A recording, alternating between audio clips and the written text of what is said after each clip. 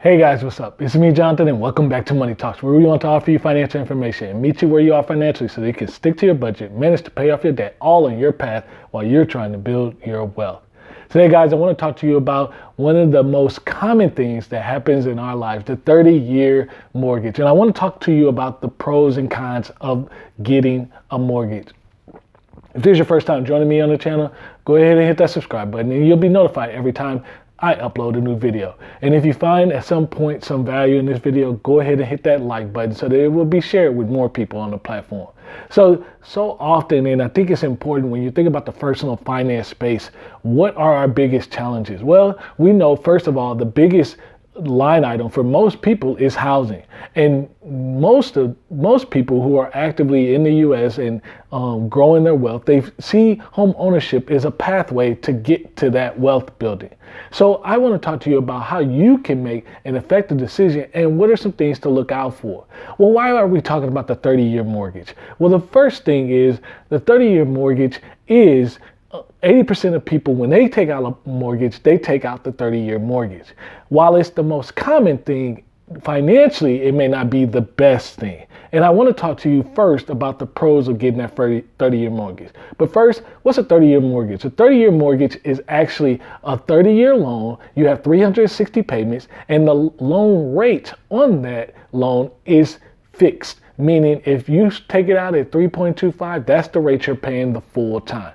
The other piece about it being fixed is your principal and interest payment is exactly the same all throughout the 30 years, the 360 payments. Now what changes? The amount of principal changes with each payment as you get closer to the end of the cycle of payments. So that's what a 30-year mortgage is. Well, number one, why do people actually take this 30-year mortgage? Well, honestly, the most common reason, it doesn't seem like a surprise, it's a lower payment. See, when you're thinking about your housing and when you go into this discussion about what is going to be your mortgage payment, obviously you're trying to keep your cost as low as possible. But in the 30-year mortgage sense, having a lower payment actually does more damage to you in this particular equation. Why? Because you're, number one, stressed out for a longer period of time. And then number two, it actually allows you to sometimes buy more home than you really can afford. But we'll talk about that a little bit later. The next reason why people take out a 30-year mortgage is the flexibility. Again, if you were budgeting for a 15-year, 20-year, or 10-year payment as 25% of your take-home pay, the 30-year mortgage is actually a little bit easier. So it basically says, from a flexibility standpoint, hey, I'm not roped into the 15-year, 20-year, 25-year, 10-year payment because those are going to be higher. But what I can do is I can actually take this 30-year and I look at the 15-year payment and I can have the option at any point to pay extra. So at any point you could pay extra. And that sounds good in theory, but many people don't actually do that. The other thing is, most people, when they're looking at the flexibility, they're mostly looking at what if something actually comes up. So they just want to be able to have an extra option to have good cash flow to be able to pull from in case you have a financial emergency. The next reason why people take the 30-year fixed rate mortgage, it's predictable. As I said before, you have the same payment, principal and interest throughout the whole duration of the loan. Now, where does that change? Well, the taxes typically will go up if your value is going up. So your overall payment may actually go up, but your principal and interest, that's going to stay the same as far as the amount. Now, what's applied to principal and what's applied to interest is going to be different. So make sure you understand that piece of that equation. So what also happens to be a positive of a 30-year mortgage? Well, you can actually afford more home. Because you have it stretched out over a longer time, this can put you at a lower payment, but allow you to buy more house. So honestly, that's one of the reasons why people like the 30-year mortgage. And that's probably one of the most attractive reasons. When you start getting out into the housing market and you realize how much home you can actually afford, and then you look at that payment, and then you're like, oh man, I really need 3,000 square feet. I really need 3,500 square feet or 2,000 or whatever you're looking at.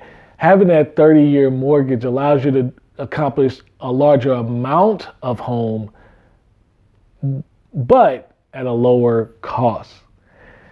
The next reason, which I would say is, again, a key driving factor, obviously with mortgages, you have to think about credit. So the next reason is about it's easier to qualify for a 30-year mortgage. And why else? Because the payment, again, is lower. So qualifying from a debt to income perspective is a lot easier on a 30-year mortgage. And then the last pro, which actually allows you to move forward and go into what we mentioned previously with the flexibility, but a 30-year mortgage can assist you in reaching your other goals, meaning you're accomplishing this goal of the house, but you still have the opportunity to save money because you're doing it at a lower cost. Now, what are some of the cons of this 30-year mortgage? Well, some of the cons are it's a higher rate. In a 30-year, you pay higher rates the longer you take the term out. So a 30-year rate, 30 and 25 usually are about the same, but the 20-year rate is less than a 30, a 15 rate is less than a 20, and 15 and 10, sometimes you can get a 10 lower than a 15, but theoretically they're about the same. Now, why is that a huge thing? Well, this, with the exception of this past year, which the past year, the 30-year rate was actually oftentimes lower than the 15 and 20. But in general, the reason why the rate is lower is because credit is based off risk. And less time means less risk for the bank to get their money back. So it costs you less to take out money for a shorter period of time than it would for an extended period of time. One of the other cons, 30-year mortgage, more interest paid. Even if you uptick that interest rate by a little bit, it's not the fact that the interest rate so much, it's the interest rate plus the time. Meaning from a 15 to a 30, you're doubling the time, but you're not doubling the interest. Oftentimes you will see, if you do the math, most times you're paying up to 66% more, 2 to 3 times the amount in interest on a 30-year mortgage. Why is that important? Because when you're thinking about wealth building, you want to look at where you're spending your dollars, and getting too much of your money tied up into trying to pay off a home and pay a bank back through interest, that's taking money away that you could potentially be investing over that period of time, or starting your business, or wherever you want to grow your wealth at. So it's very important that you understand, hey, I'm taking this 30-year mortgage, I'm going to throw a lot of money, especially in the beginning of that loan and any loan, in interest. So what other caveat is it? Well, with it being expended time and you're spending more interest, that means you're not gaining as much equity in the home. So the good thing about any mortgage is you're paying some towards principal and you're paying some towards interest. And one of the things that you want to oftentimes think about is, how can I actually be saving money? That's a huge mindset that we all have to get better at. What are the ways I can save money? And one of the ways that you can save money is by putting more into the principal every month. Well, by default, if your interest payments are always higher than your principal in a 30-year mortgage, it's going to slow down the rate at which you can gain equity in the home to put you in a more positive position. The math works real funny that way, but it's really important that you understand, hey, I'm going to be spending a lot of money when I go to this 30-year mortgage. Yeah, you got a lower payment, but not as much is going to be attached to my principal. And that's going to slow down my growth from what I'm paying down, plus what I end up gaining in equity. The other kind, which kind of plays off one of the pros, the danger of overborrowing really presents itself in a 30-year mortgage. The reason for it is, if you afford more house, the fact is, more expensive house, oftentimes people don't correlate that with more expensive repairs. That is the truth. If you buy a Ford, your cost to repair a Ford is going to be different from somebody who has an Audi or a Lamborghini or a Mercedes. It's important that you understand that with the house, it's the same way. If you buy a more expensive house, you need to prepare for a more expensive repair bill. Those things are more complex.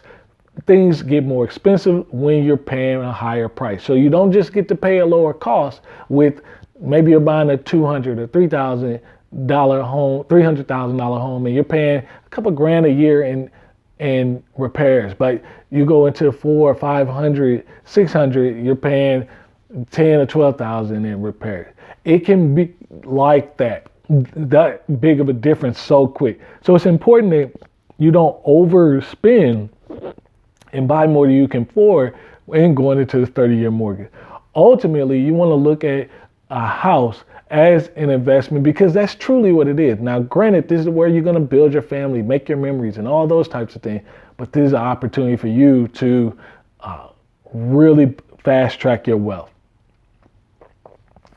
So what are some of the other cons in that? Those are pretty much the main cons that I want you to think about. But it's really important that you understand this is a true huge opportunity for most. And with 80% of Americans taking out this decision all the time, it's important that we understand what does this decision do and how does it accumulate. If you're going to take out a 30-year mortgage, do you have a discipline to pay it as a 15 or a 20?